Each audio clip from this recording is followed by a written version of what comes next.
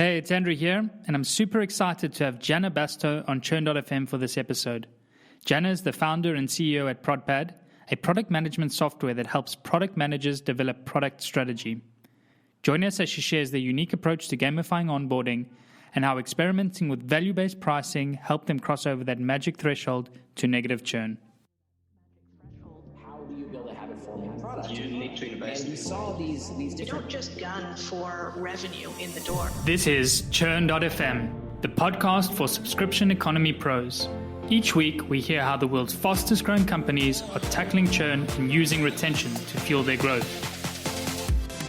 How do you build a habit-forming product? We crossed over that magic threshold to negative churn. You need to invest in customer success. It always comes down to retention and engagement. Completely bootstrapped, profitable, and growing. Strategies, tactics, and ideas brought together to help your business thrive in the subscription economy. I'm your host, Andrew Michael, and here's today's episode. Hey, Jenna. Thanks very much for joining us today. How are you doing? I'm good. Thanks so much for having me today.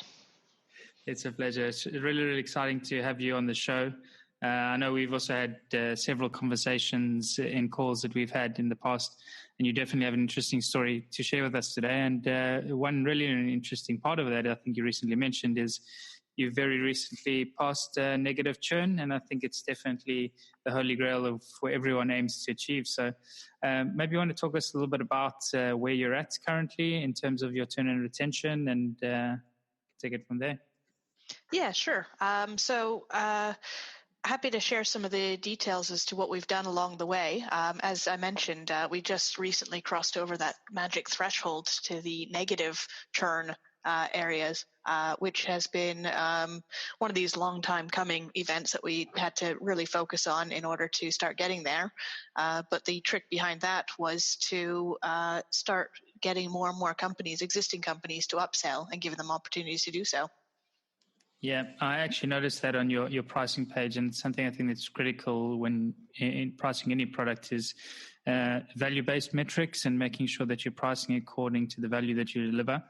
One of those things I've noticed definitely from your side is that as the company size and employees increases, pretty much how the pricing goes. So as you increase admins or editors for the product, how did you go about initially setting up your pricing structures at the very beginning when you decided, okay, this is a new product, we're going to launch into the market? What was your process behind setting that up? Our pricing has changed a ton over the course of the years that we've been running this. The initial pricing was simply based on taking a look at what we thought were comparable types of products, as in collaboration tools. We were looking at the likes of things like Basecamp, which was popular back then, and looking at the pricing there, and came up with something that we thought made sense in our space, which was $25 per month. And it was more or less a number that we pulled out just to see what would happen. And lo and behold, we did get people paying for it at that point in time. And even though the price was vastly underpriced, we didn't learn that lesson until months later. We started getting our first signups, and it started proving that what we had was something that had value. And from there, we started being able to test pricing and figure out new ways of doing it.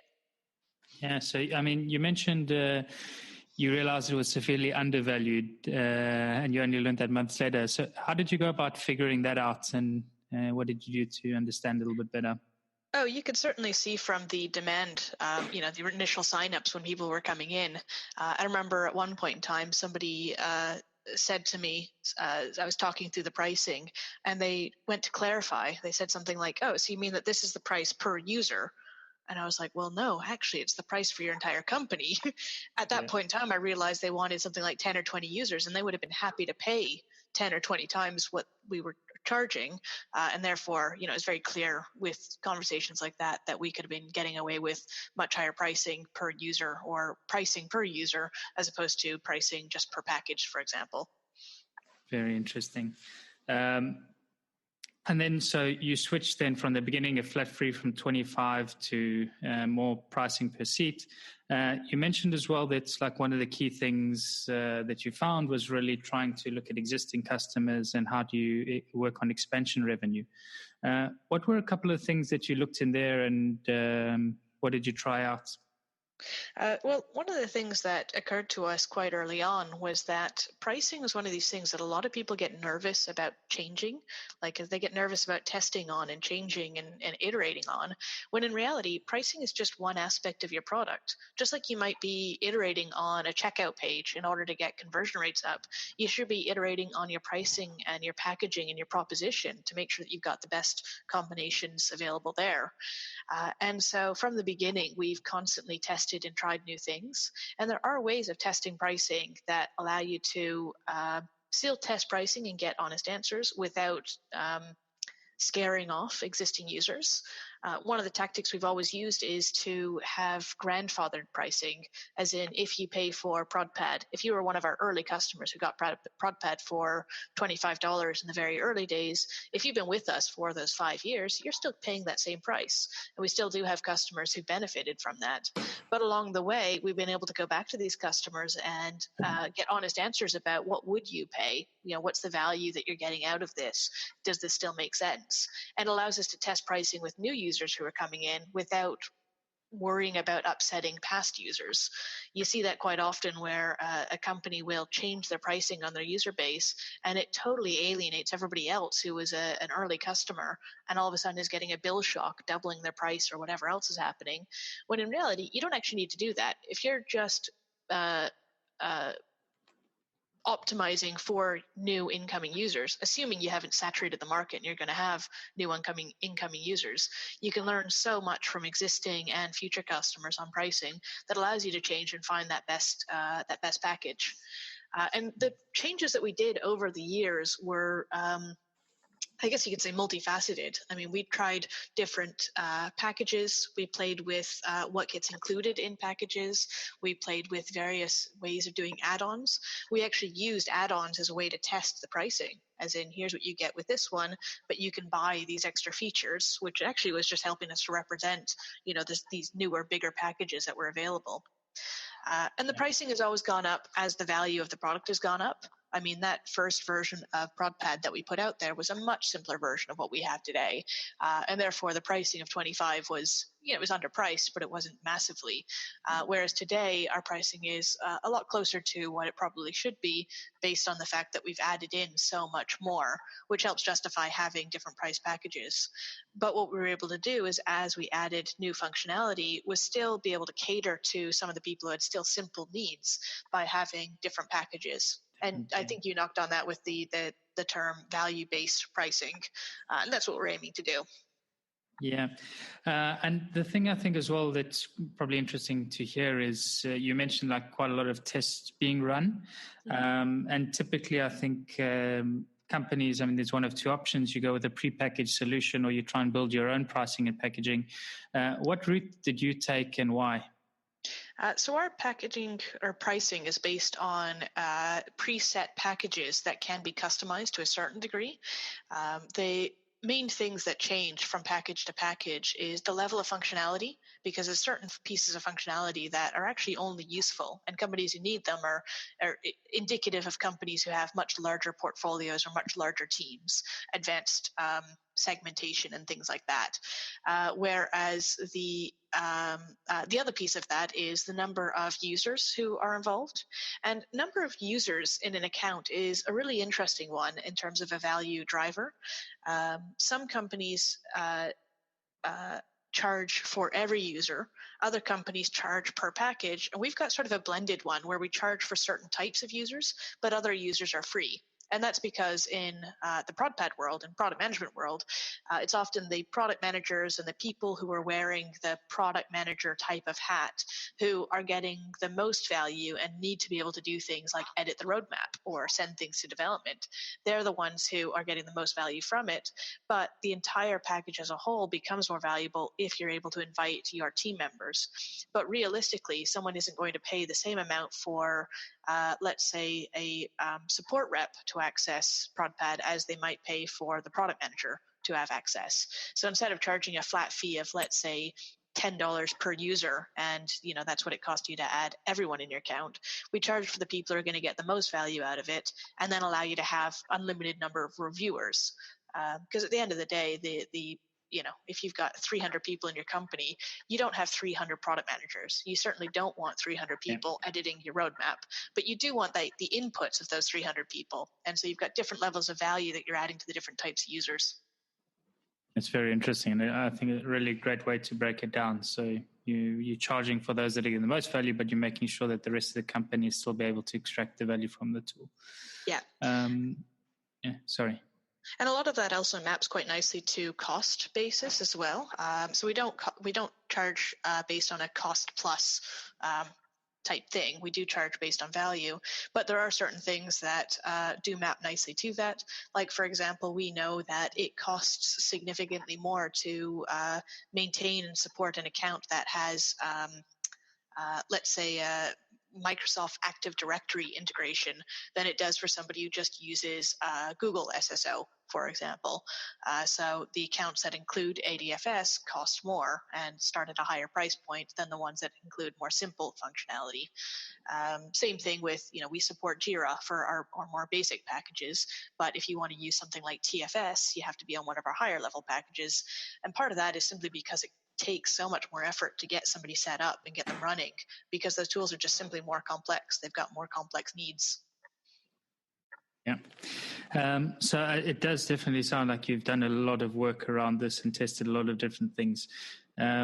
When you go about the tests themselves, you mentioned as well, like grandfathering, and I think it's actually Rand Fishkin that mentioned like increasing prices is one of the best ways to increase loyalty. And I think that comes with grandfathering existing customers. But going forward for the new customers, when you run these tests, how do you go about doing them? Is it rolling out? Is it A/B testing, or is it just, okay, let's run this for a cohort? What is your typical process when doing pricing tests?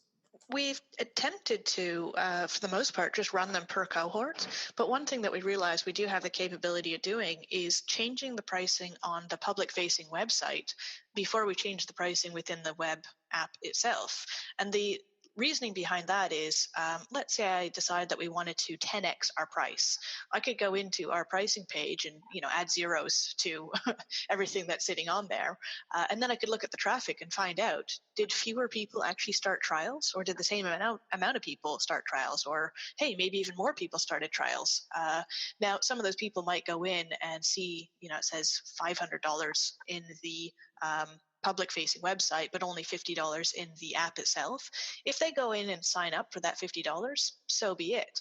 But the fact that we've now seen a whole cohort of people, and this cohort might just be a week or two, this whole cohort of people go in and see this higher pricing allows us to find out as to whether it's going to immediately put people off or whether it's going to be something that we're okay to test with. If it passes that test and people still are happy to start trials with us, even though they can see the pricing is really high, then we can change it in the app and go from there. And the beauty of that is that to change the pricing in the website, I mean, I could do so right now. It's a WordPress page that I could go in and edit if I wanted to and check out how that works. Changing it in the app itself takes a few more steps because you have to actually hook that up with your payment processing and make sure that everything is lined up and is tested within the bounds of the app itself. But for the most part, allows us to test things before we make any sort of serious changes that we would be able to go back on. It's a very interesting way. So, and you basically as well, then just having a pre-screening and making sure you're not hurting conversions as well before you make these changes ahead of time. That's exactly right. Yeah. And we also make sure that we have conversations around it. We can run surveys with existing and with new leads, existing customers as well. We can ask them in terms of, hey, we know that you're paying $300 a month. We're not going to change that, but we would like to have a conversation with you and find out, what are you paying for other packages in similar spaces? What is this worth to you? And as soon as they know that they're not going to be penalized by having the price raised, they start giving much more honest answers going, well, actually, yeah, I think I am getting a good deal. I would pay $500 a month. Well, that's great. We'll try to get $500 a month off the next person who joins, but you get to stay where you are. Yeah. Absolutely. And so you're constantly doing this sort of interview style and understanding of pricing every time you're making and running new experiments? Yeah, and some of them are just ad hoc conversations. We're regularly talking to our customers and finding out how they're getting on with things. Simply asking them, do you feel like you're getting value out of this is a great question to ask, because if they say that they're not, then, this becomes a churn prevention conversation, less about, new pricing conversation. Both are hugely valuable. So you're killing two birds with one stone. Yeah. That's great. So then the next thing as well I was interested is you mentioned, again, like upsells and getting your existing customers to pay you more being one of the main ways that you got to negative churn. Yeah. What were some of the things that you felt that you did that really impacted being able to upsell and increase MRR from existing customers? So some of the key things were just making it more obvious that you could, in fact, add things to your package and making it easier to understand that there are levels of functionality above what you have already. So in previous versions of the app, the only place that you'd actually see the functionality available in a higher level package would be to go to the actual pricing or subscription page and to look at those details and make the decision there. Whereas in the current version of the app, we have various places that, if you're using one piece of functionality, but you're looking for something more advanced, you'll actually have that little notice within the app that you can say, well, actually, if you want to try the advanced package, here's where you can get access to it. So here, the call to action, the option to upgrade is within the app, within the flow of things that they're doing. So it's catching them when they're actually seeing and wanting to see that value within the app. The other thing that makes a big difference is having packages that people can start off on and allowing them to grow from there. So we actually do have a version of ProdPad that's available for $20 per year. And it's a single user, single product, very basic version of ProdPad that allows you to do the idea management and basic road mapping, but doesn't have the levels of complexity or advanced integrations or anything like that that you'd need if you were using it with an entire team. But this simple version is small enough that any product manager could put their personal credit card behind it and start off there. And at that point in time, they're a customer just like any others, except they're a low value customer, but they're a great opportunity for upsell. And so with hundreds of these customers now, it's easy enough to reach out to them and say, hey, you know what, you're using this for your own personal use. Is it time you started sharing it with your team and getting them involved? Do you want to switch this over to your corporate company credit card and upgrade to one of our main packages? And those are all things that help you with expansion MRR, expansion monthly recurring revenue. Excellent. And I really like as well that you've taken that approach as an individual. I think it's something that you see quite often as well. That's not only individual using it for their own purposes, but sometimes somebody within an organization wants to test out a product and has a way to do it before actually having to bring it back to the team and rolling it out. Yeah. It's a nice little bridge and stepping stone there. And talking about bridges and stepping stones, I think one of the most interesting stories I've read in terms of onboarding and getting people set up actually came from yourself in a blog post that you wrote about how you use trials in your onboarding. And you definitely took a unique approach to it. It's super interesting. And maybe you want to walk us through when it came to onboarding, what sort of initiatives you ran and particularly how you impacted trials.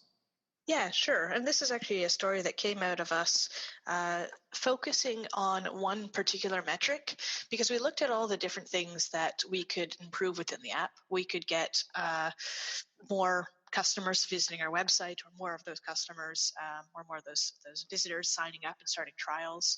We could get more people who were existing customers to pay us more. But we actually realized that if we were able to increase the conversion rate of people who started trials, get more of those to convert to paid customers, that would make the biggest difference to our bottom line. And so this is going back almost a couple of years now. When we were looking at these numbers and realized that if we change that one number, it could materially change, our cash flow within the business. So we stopped everything and focused on that onboarding conversion rate. And out of that, we actually tried a whole bunch of different experiments, many of which failed. They weren't good ideas, but the things that we learned that did work, one of which was actually changing the trial time. So it wasn't necessarily changing the things that they do in the trial, but it was changing how long they had for the trial. And this came out of a piece of analysis that we did, which was we took a look at all the activities, all the actions that users were doing in their first 30 days. So you sign up for ProdPad, and in those first 30 days, you might add your first product, you might add something to a roadmap, you might create some new ideas, you might send something to Jira, whatever it was. We tracked all these activities, and we played them back to figure out which of these activities were most indicative of you actually signing up. And we were able to tell with 85% certainty by day 9 what company was going to sign up or not. And we realized that if we knew by day 9 who was going to sign up or not, why did these companies have another 21 days in their trial, as in they had a full 30 days of trial time in order to find out if it works, if all things indicated that they knew by day 9. So what we did, we actually shortened the trial time. And what we were trying to do there was to figure out that if we had a shorter trial time, could we get more people through the trial faster and therefore more certainty of money in our bank faster? And what it actually did, it shortened the amount of time it took for people to pay us, but it also increased our conversion rate. So as soon as we shortened it to 14 days, the new cohort of users ended up using ProdPad more actively because they had less time. They didn't think they had 21 days or 30 urgency. days. Yeah, it created that urgency. And so people actually started using it more, and therefore there were more people who were willing to pay us by day 14 when the trial ended. So we started seeing those numbers going up. But we also did start getting a lot of messages from people who said, why is your trial only 14 days? That's not enough time. Could I have more trial time? Which was fine by us. We were happy to extend somebody's trial because honestly, it's easier to get an existing company who's already eager enough to try the first time and the second time to sign up and pay than it is to say no to them and alienate them and hopefully get a new customer who is able to pay within the 14 days. And at the end of the day, the 14 days was arbitrary. It was just there to have an end date on it. If somebody was going to take, 18 days or 30 days to get the company credit card, that's fine. We can totally understand that. So we had a lot of people asking for extra trial time, and what we actually realized was that trial time was something that we could offer them as an incentive to get them to use the app more, because it wasn't the act of shortening the trial time that added the value to get people to sign up more. It was the fact that they did more actions. They took more key actions within the app because they thought they had less time. And so we looked back at those key actions and realized, well, if we could get more people to do those key actions, in theory, that would increase our conversion rates even more. And so this is where this one experiment came in, which was to take that trial time and shorten it in half again. So we now shortened it to 7 days trial. But we created a mechanism that allowed people to link their key activities to the benefit of getting extra trial time.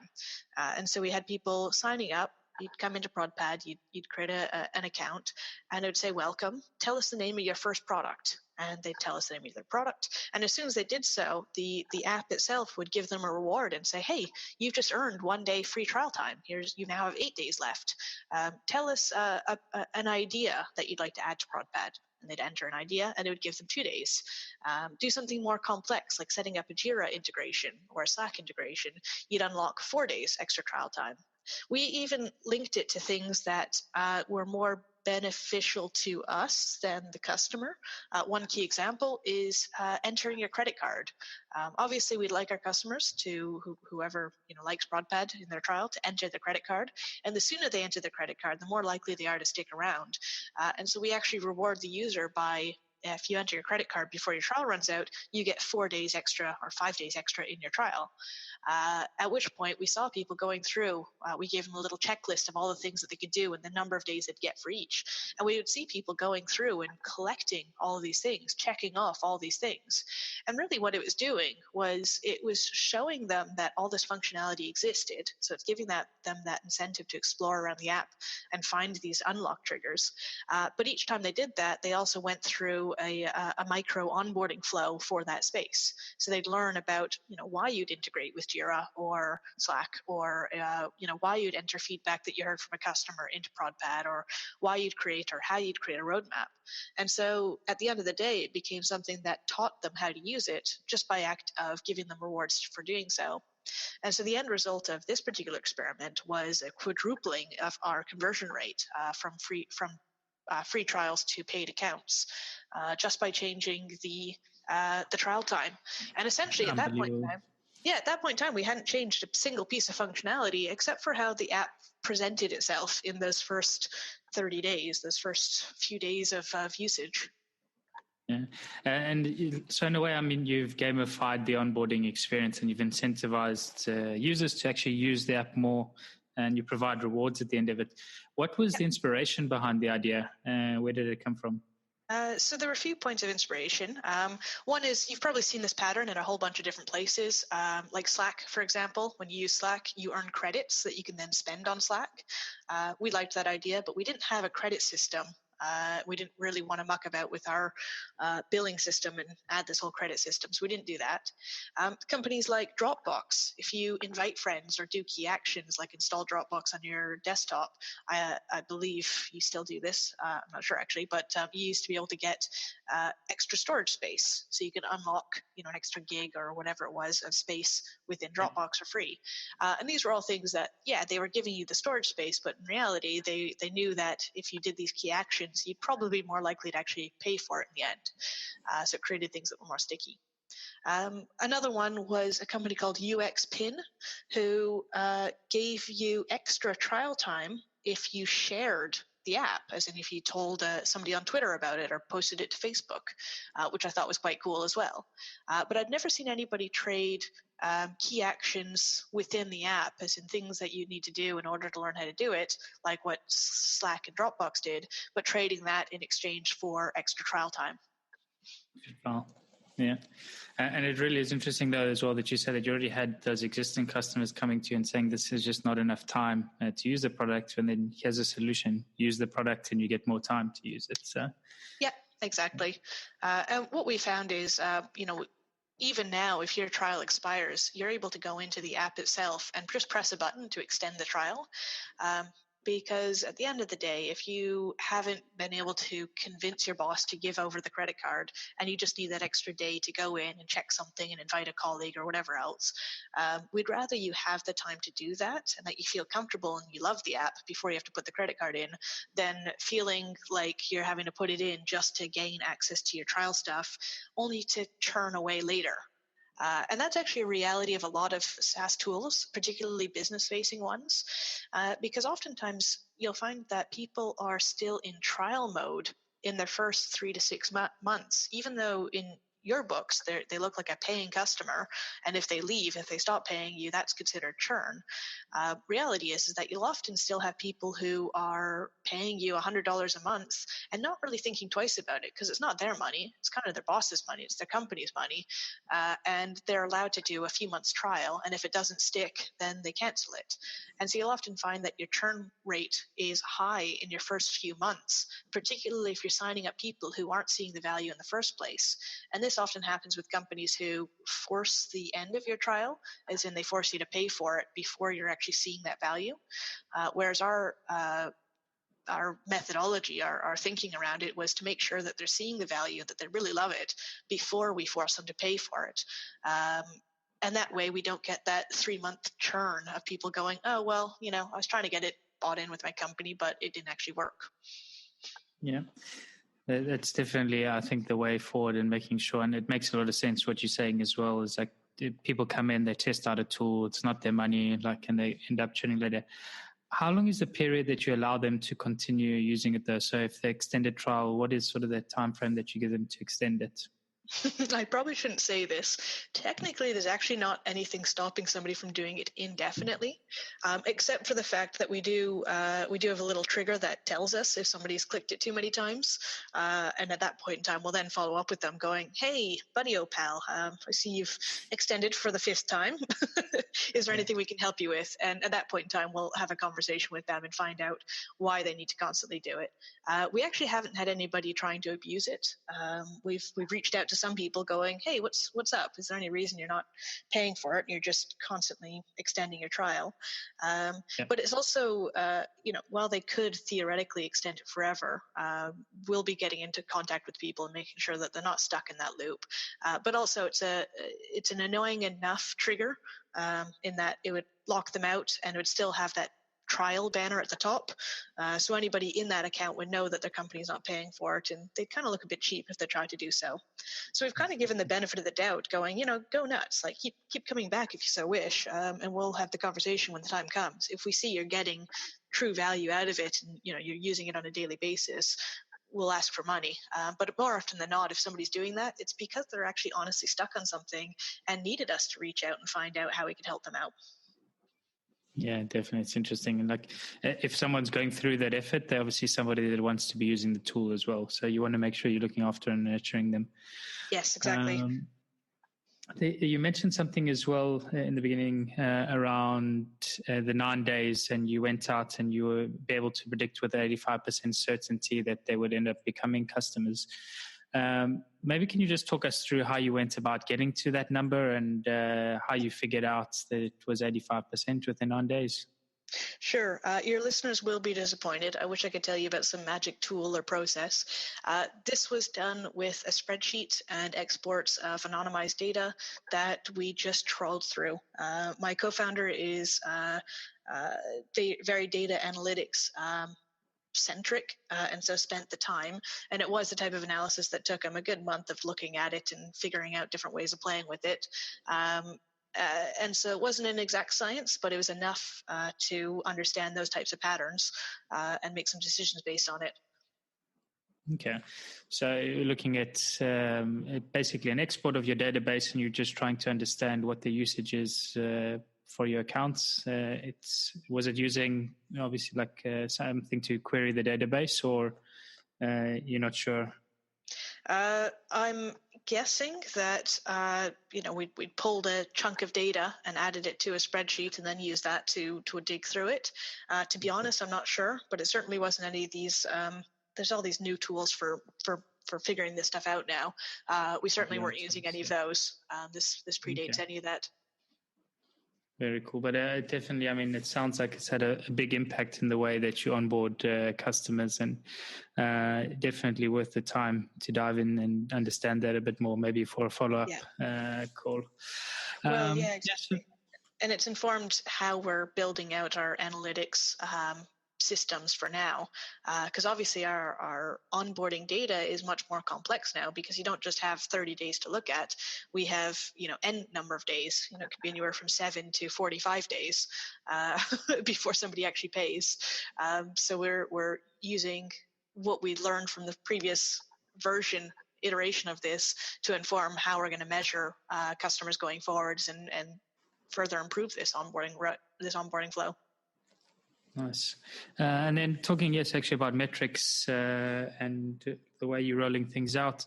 What are you using at the moment for your metrics? And do you have sort of any key product metrics that you think are critical for you to be tracking? As in, like, what is the definition of a healthy account? Or yeah, we use a mixture of different tools, and we're actually in flux right now, making a change of tools. So perhaps next time we talk, I can walk you through what we've set up and walk you through what worked and didn't work. In terms of what it is that we are tracking, really important to us is finding out what makes a successful company. As in, what makes somebody who sticks around for 3 years, what did they do differently in their first 6 months that somebody else hasn't done? What results in somebody churning at one point versus another? What kind of usage of features are we having? As in, are more people using the roadmap tool versus the feedback tool? Are people who use the feedback tool more successful or less successful than the roadmap tool? So these are the types of questions that we're asking, and it's really very much looking at how people are using the tool and what kind of value they're getting out of that, and how that then translates into value for us, as in a customer who sticks around for a long time.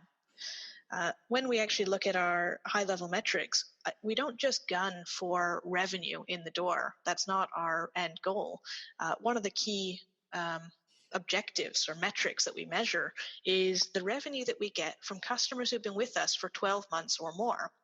And what that means is that when somebody signs up, if somebody signs up today, we celebrate that. We're like, yay, another $100 in the system. That's great.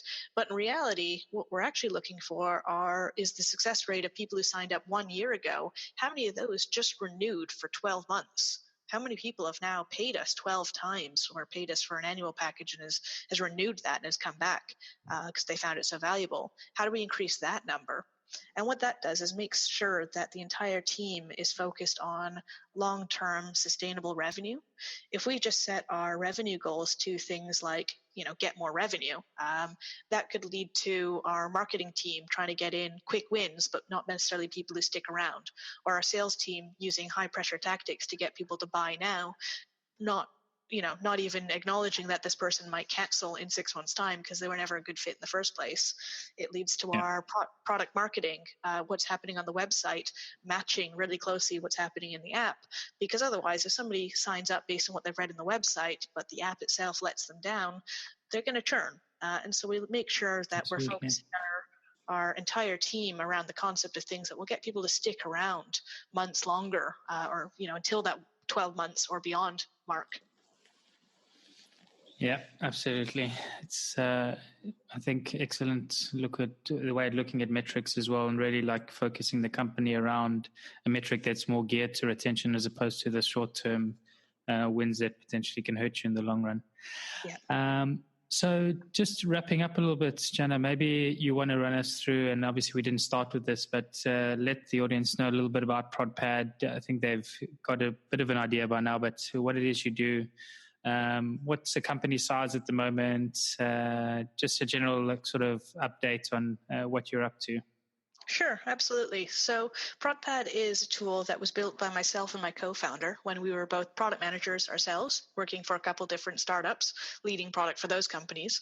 And we realized that we needed tools to help us do our own jobs, doing things like gathering the ideas and the insights from our customers and from experiments we're running and from our teams, and mapping that out and creating a roadmap that we can share with our board, with our investors, with our customers, with our team, to make sure everyone knows where it is we are now and what we're planning for in the longer term. And so we built ProdPad as a tool to help us do that job, but nowadays it's used by more than 1,000 companies around the world, 1,000 paying companies around the world, and tens of thousands of product people amongst those companies. We're a team of 15 based in the UK and across Europe. We're completely bootstrapped. We never raised funding, and we're profitable and growing. Oh, it's unbelievable. And when did you guys get started? So this started off as a little project that we started in 2010. Again, this was back when we were both product managers ourselves. We had no intentions of quitting our jobs. We were busy building products for these companies. This originally was just a tool that we used internally only to help us do our own jobs. But it was in 2012 that we realized that what we had was actually worth getting out there. So started sharing with some fellow product managers. We spent a few months rewriting parts of it and getting it ready for a launch as a commercially available SaaS product. So we launched it in February of 2013, so coming up 6 years now. And we actually made this aim of getting our first paying customer within the first month. We didn't want to create a business that had to depend on external funding. We decided to make it customer funded, make something that people want to pay for, that adds value, that they will pay for, and grow the business that way. And so we did end up having our first paying customer within that month, and it's just been growing since then. It's fantastic. Yeah. So any plans for the future, next 12 months? Obviously, it's January now at the moment. Is there anything exciting, things that we should be looking to ProdPad for? Oh, absolutely. I mean, within the product team itself, we launch new code twice a week. Every Tuesday and every Thursday, there's new releases. Some are big, some are small. So the product is constantly evolving. We're constantly figuring out how people are using it, how they're collecting feedback, and turning that into insights and features that they end up building into their own products. We are working more and more with third-party companies who are building integrations with us, and so with any luck, we're able to turn this into a nice marketplace for people to add on stuff to their ProdPad, and a lot more. We're looking at growing the team. We're hiring PHP developers and marketeers, and potentially down the line this year, salespeople. So we're going to keep it going that way. Other major development that just came out was an option for an on-premise version of ProdPad. So any of those companies who are highly security conscious, we've ended up working with the likes of banks and government organizations and other companies like that. We've now got a version of ProdPad that caters to them as well. Wow. So it sounds like you've definitely got a lot going on this year. You've also shared a lot with us today. I think there's a lot for our readers to take away. And thanks so much for joining. It's been a fantastic having you. Of course. Yeah, it's been great chatting with you. Thank you. Yeah, thanks, Jenna. All right. Thank you, everybody. Take care.